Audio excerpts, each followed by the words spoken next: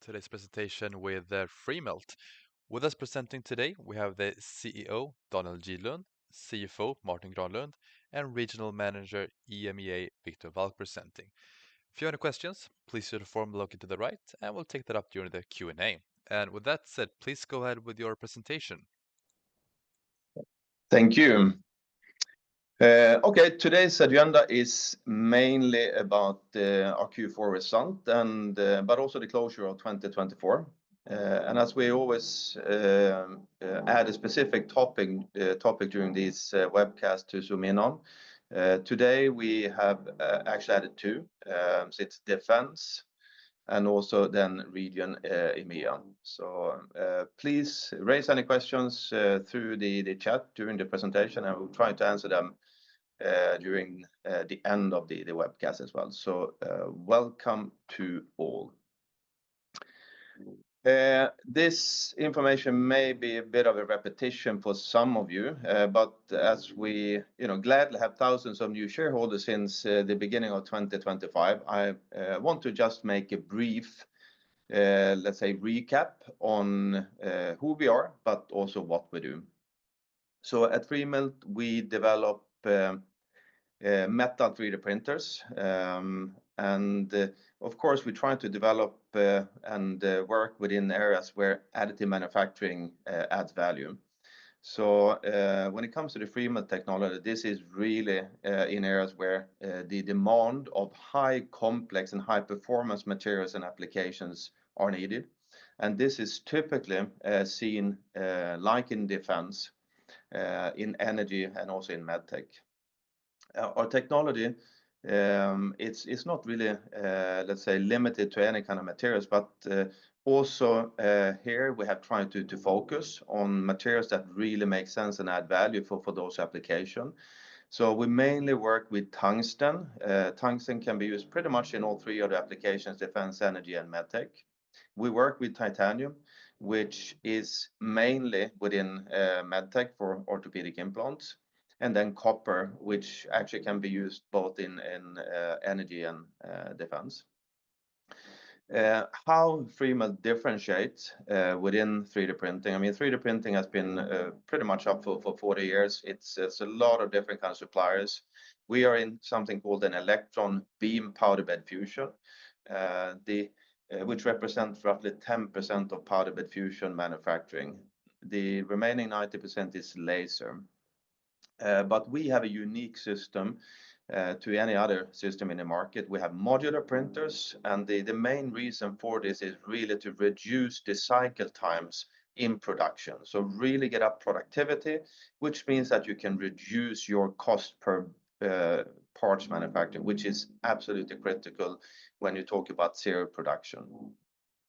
Our go-to-market is both through the academia side, and the reason for this is that it's still a lot to educate the market about the values of additive manufacturing. And here we try to first use the universities and research institutes to develop new material processes, but also new applications for the industry, but also to bring PhD students that's been at the universities that really been taught about additive manufacturing and Freemelt technology. And when they then go out to the industry, they keep this in mind and bring that value to the industry. And then the other segment that we work directly with from, I would say, last year is the industrial side as well. And here a few of the agreements we made last year is with Saab Dynamics in defense. And then we also had two major achievements end of last year, which is in the orthopedic implant side. We had three different kind of offerings of machines, as you can see on the left side. One open source research machine called Freemelt 1, and then eMELT is our industrial concept for serial production. Despite that we only, let's say, we are in the 8th year now, we are number 2 in the world in this specific segment after GE, which is number 1. And we have so far sold 31 machines. If we then quickly look into those industries that we mainly invest our time and engagement with customers, the first one is defense. And I think I don't need to dwell too much about the focus that is in defense at the moment. I mean, I think actually these numbers that you see on the slide here must be revisited. I think the most probably the growth will be even higher, especially if you look into Europe, that just recently made a decision to ramp up the investment in defense substantially in Europe. We are exposed, as you can see as well, to different kind of defense companies. You know, as we are a public company, I can only, of course, share what we have shared publicly. But these are a few that at least has been okay to share names. So it's both with research institutes working with defense industry, and as you can see, some industrial names as well. If we go then to energy, same kind of thing here as well. I mean, really, because of the geopolitical situation we are facing now, energy and let's say to become more independent on energy sources has been really ramping up the increase of focus here as well. One of the areas that we are heavily exposed to, and I would say that we have an extremely good position, is in fusion energy. And here you can also see a couple of names and companies and institutes that we are working together with when it comes to fusion. And UKAEA is someone that we have been working on for pretty much a year and a half in different kind of projects, but also now we sold an industrial machine too as well. And then last and definitely not least, medtech. And this is mainly when it comes to orthopedic implants. This is the industry so far with the highest adoption to serial production with additive manufacturing. Having that said, only 5% of the world's orthopedic implants are produced through additive manufacturing. The industry claims that it will be more than 20% by 2032. So it's a huge increase expected from an AM perspective in the medtech side as well in the next couple of years. Let's then zoom in on our first focus area in this webcast, so defense. And again, where we have seen a huge increase in interest only during, I would say, the past 12 months as well.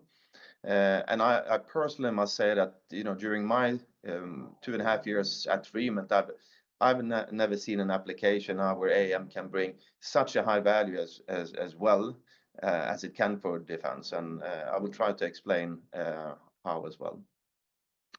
So first of all, when you hear the name additive manufacturing, I mean, this is a process where you add powder layer by layer. And the powder, just to give you an understanding, I mean, the powder is a size like a strand of hair, and which then you melt layer by layer. So Freemelt, we have an electron beam technology, as I said, and one of the key benefits here is speed. So what you see on the upper right side here, the green dots, you might think that it's a lot of lasers that are pointing, but actually this is one electron beam moving 4 kilometers per second, so extremely fast. So it actually melts roughly 3,000 spots per second. And what we also have, we have a high temperature process, which makes the material properties become the best. And it's also in vacuum.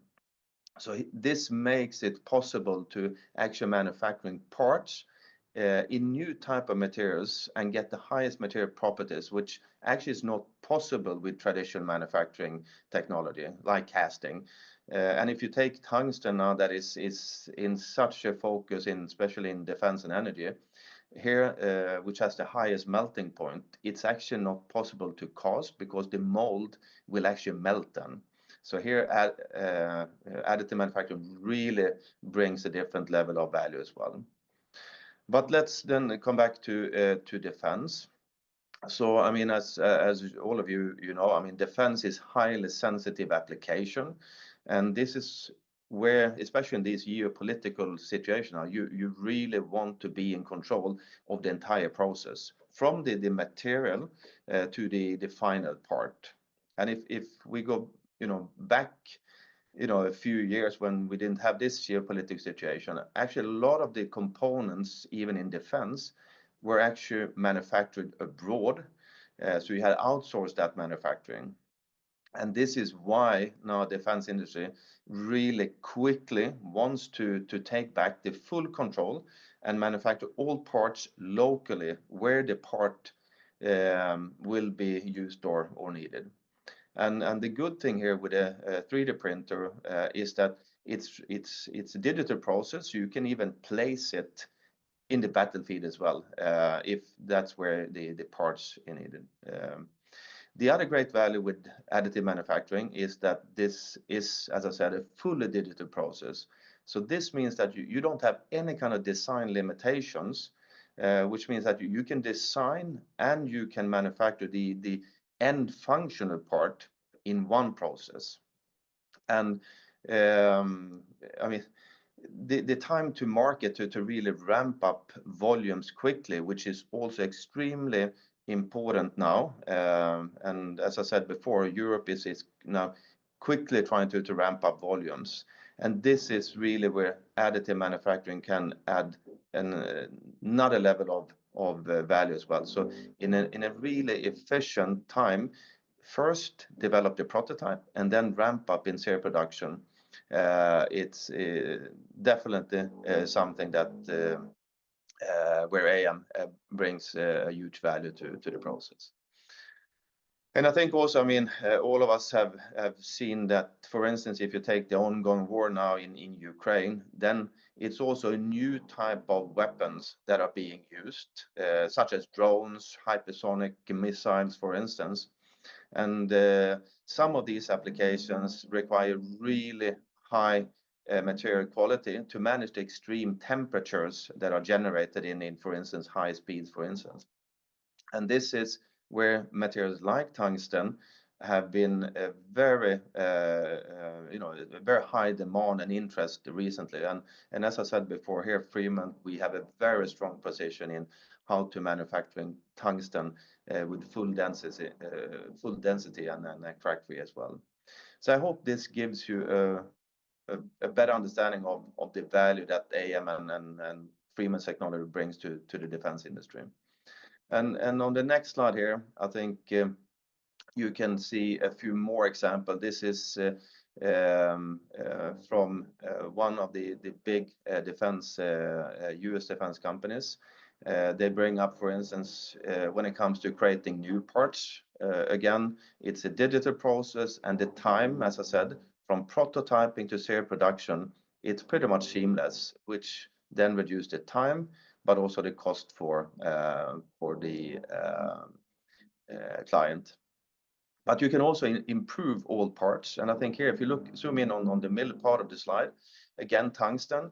So by using new materials then, such as tungsten in this case, and printing tungsten, so in some cases you can actually you can manufacture tungsten by high pressure, but then you cannot get the full density and the crack free part, which means that you don't get the properties you can get with additive manufacturing. And then lastly, one of the greatest benefits with AM is that you can build the functional part in one process. So instead of like traditional manufacturing, where you manufacture different parts and then you weld them together to get the functional part, here you can do it in one process. So again, from prototype to serial production, much more efficient, but also the product becomes much more stronger as well than having different kind of welding points. So with that said, I would like to hand over to Victor. Thank you, Daniel. So thanks for having me here. I started with Freemelt just over a year ago, last year, February. And prior to that, I've been with another Swedish company, Sandvik, for about 10 years, where I had different positions in their mining and rock technology business. So over the last year, I've been mostly focusing on getting a structured approach in sales for the EMEA region to generate volume of both prospects and leads. And I believe that currently we're starting to see the effects of that, where we have a really good-looking, solid sales funnel for the coming quarters, both at the end of the sales funnel, but also still at the start where we're filling them up. We're seeing good engagement both within industry as with research.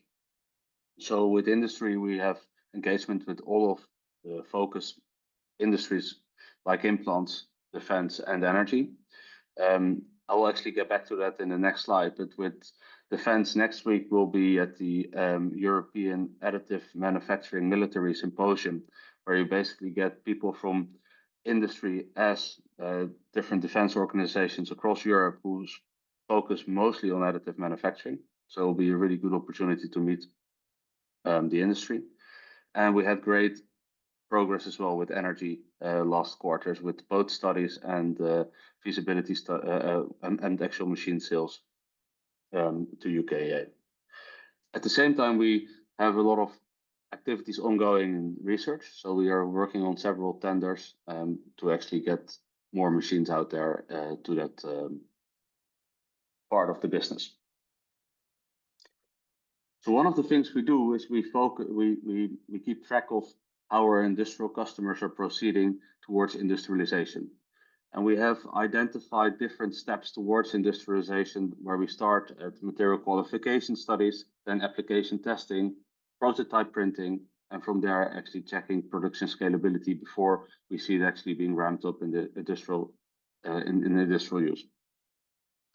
And over the last months, we have also seen a lot of progress of our customer base moving from initial material qualification studies closer to production scalability testing. So with UKAEA, a couple of years ago, we started with a material qualification of tungsten for fusion energy plants. And last year, we started the second study with them. And this year, in the first quarter, we got an order for a qualification study with them to actually check production scalability and also qualify the parts to be used in the new energy plant. At the same time, we've seen that they also have decided to invest in a machine themselves so that they can continue to do this in-house with our support. Also, we see that new companies are coming in when it comes to fusion energy. So we started with material qualification, the first study together with Oxford Sigma, another company from the UK. Last year, we also successfully finalized a material qualification study with Saab. And this year we started working on an application testing study with them as well, which we will also conclude during the first half of this year. We also have good traction with the implant industry, which Daniel already mentioned. They are most ahead when it comes to industrial use of 3D printing.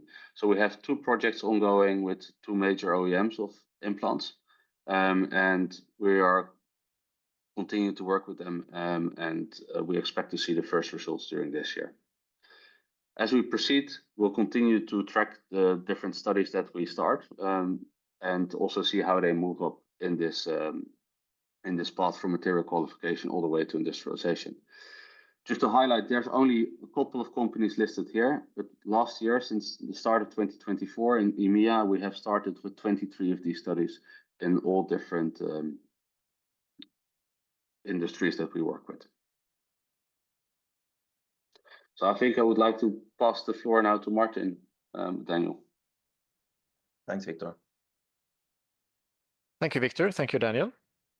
So turning to some of the figures from the last quarter and the past year, we already released some preliminary figures on January 27th. So some of these were not new to the audience, but I'd like to highlight on the left side the net sales. So 8.2 million in Q4, which is not dramatic in itself, but the mix is interesting. So the light green area is revenue from machine sales.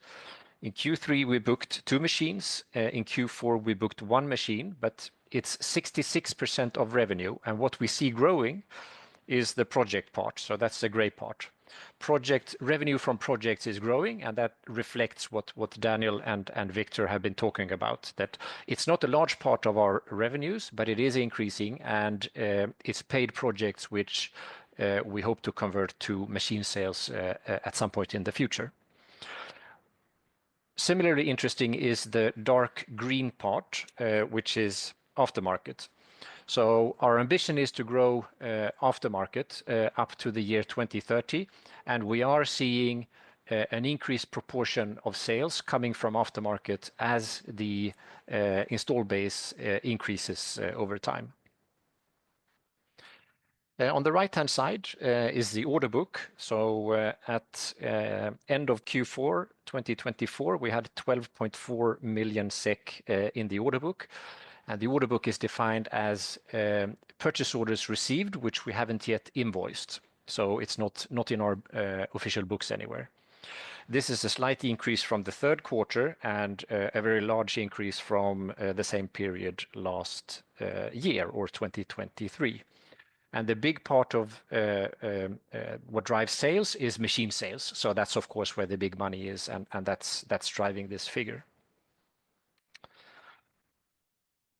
Cash flow. On the left-hand side, you see the operating cash flow being visualized. There is an improvement in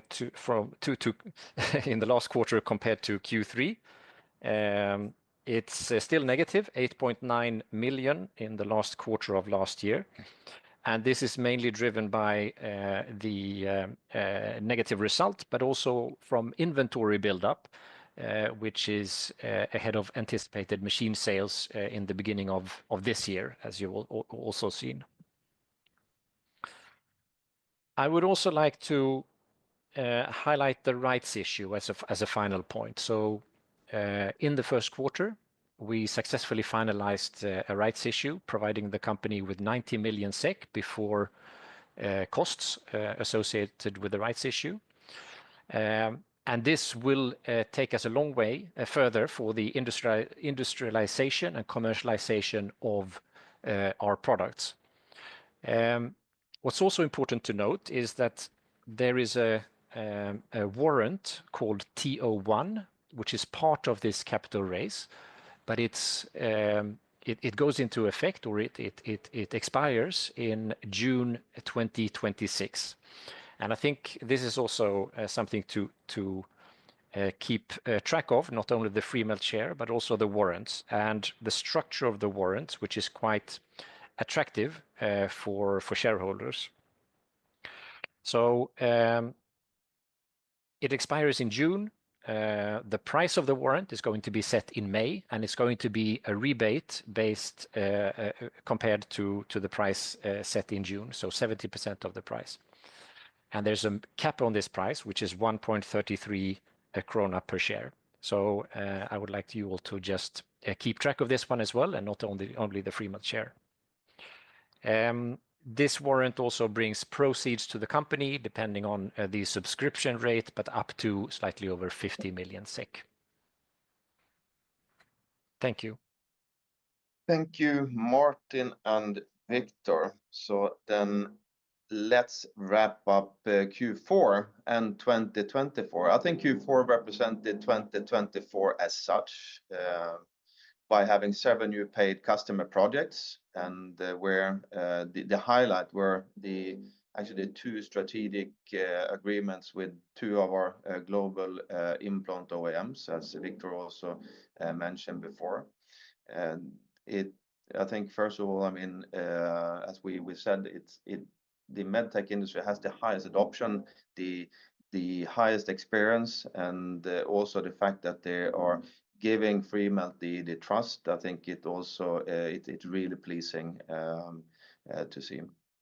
It's also really pleasing to see as well that all three industrial focus areas are showing high interest and demand in our technology, and where we so far since then, when we launched the industrial offering mid last year, have sold 4 eMELT machines until now.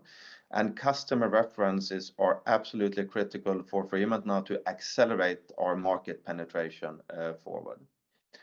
I think it's also very promising to see that in all our industrial focus areas, and especially I would say in defense and energy, both of them are really under substantial transformations at the moment. And as I tried to explain, at least for defense, but it's the same for energy as well, additive manufacturing or innovative manufacturing or advanced manufacturing, whatever you would like to call it, will play a critical role, both regarding the innovation of new type of materials, new type of parts, but also, again, the local manufacturing, that they can get full control of the manufacturing or the supply process of this as well, due to the geopolitical situation that we are facing. I also want to take the opportunity to thank all our shareholders for the trust and support. I mean, Freemelt, we are now entering its 8th year, and with a machine offering now both for research and also our industrial customers, our key focus is to scale up now for growth with a clear path towards profitability. So lastly, I'm not sure if you follow Freemelt on LinkedIn. I did wrote in my year of end summary at LinkedIn that most of the time you overestimate technology in the short term, but you underestimate it in the long term.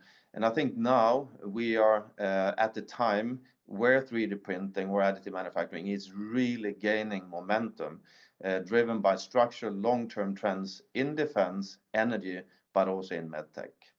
So with that said, thanks for everyone's attention today, and let's open up for some questions. Thank you very much, Daniel, Martin, and Victor for that presentation. And let's dive into the Q&A section here. We'll start with the first one. In the Q4 report, you mentioned starting 28 new paid customers project during 2024, compared to just 3 in 2023, which is an impressive increase. What would you say are the key factors behind this success? Yes, good question. Yeah, I think, first of all, I think as a company, we are getting more and more mature as a commercial company, but also from the technology such as well.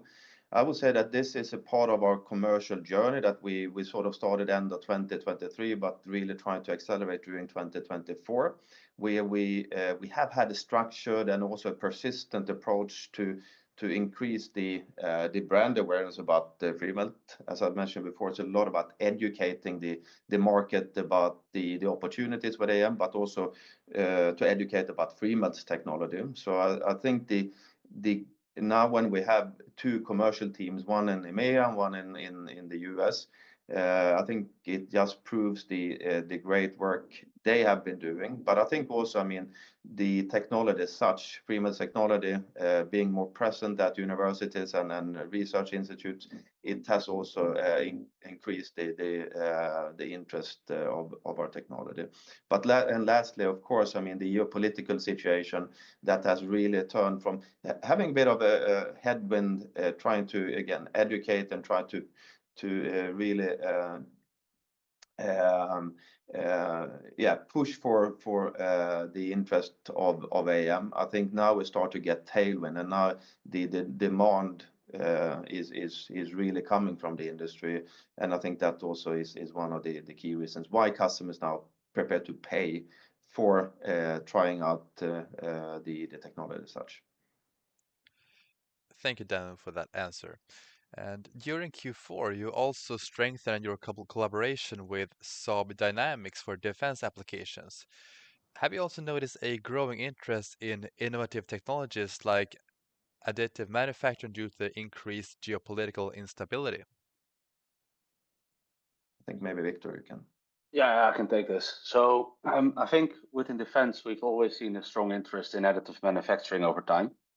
And I think it's also quite well adopted in some of these applications. But I think there is definitely a big increase in interest coming from defense, also due to the geopolitical instability. And a lot of that can be explained also by what Daniel already explained, is that, first of all, AM has specific capabilities to make parts, to make whole assemblies. So you're not You don't have to weld things in the field or those kind of things, so you can make everything at once. But also it helps a lot to shorten the introduction time of new products because you can test, you have a lot of possibilities to use the technology to do experiments. Especially, of course, our open source technology facilitates this. And then we also see that there's a shortened supply chain if you use AM, and we can also have a local supply chain, which because of geopolitical instability becomes more and more important. So yeah, this is definitely giving us some tailwind, as Daniel described it just now. Thank you, Victor, for that answer. You just informed the market that you have received a new order for the industrial machine emailed from UKAEA. Can you tell us why this is a strategically important business? I think I can take this one as well. We've been working with UKAEA quite some time already, and we've been working with Fusion also quite some time, and we've seen that we have had several orders from Fusion. And the Fusion energy market, even though it's still very experimental, is definitely expanding. And we see that there's a lot of investments coming within this market and energy as such, and we expect that there will be an increase of around, from today, 300 billion euros of investment to 500 billion of investment by 2030. And even though it will take time before we can see fusion energy being adopted to an energy source that is used for all of us to be used at home, there will be still a lot of prototype plants that need to be built, and they require millions of tiles that we can manufacture with our machines.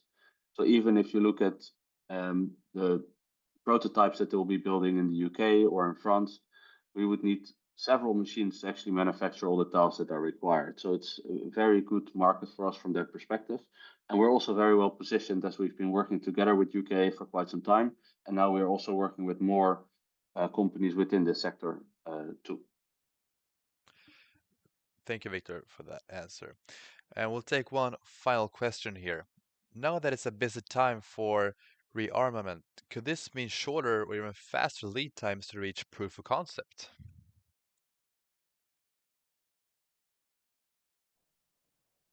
Yes, I can take it. Yeah, absolutely. I think because you have design freedom within additive manufacturing, you can do a lot of designs that you can test very quickly. And we can also see, I think this is for Saab interesting as well, that we can make something and they can trial it quite quickly. So we will definitely see a shorter time of new product development, new product introductions due to our technology or due to AM as such. And this is something that will also help with the rearmament of Europe, as you say it, and also rearmament of new technologies. Okay. Thank you very much for all of your questions, Daniel, Martin, and Victor. And that's a wrap of this conference call with Freemelt. And I wish you all a great rest of the day. Thank you very much. Thank you. Thank you all. Thank you. Bye-bye. Bye.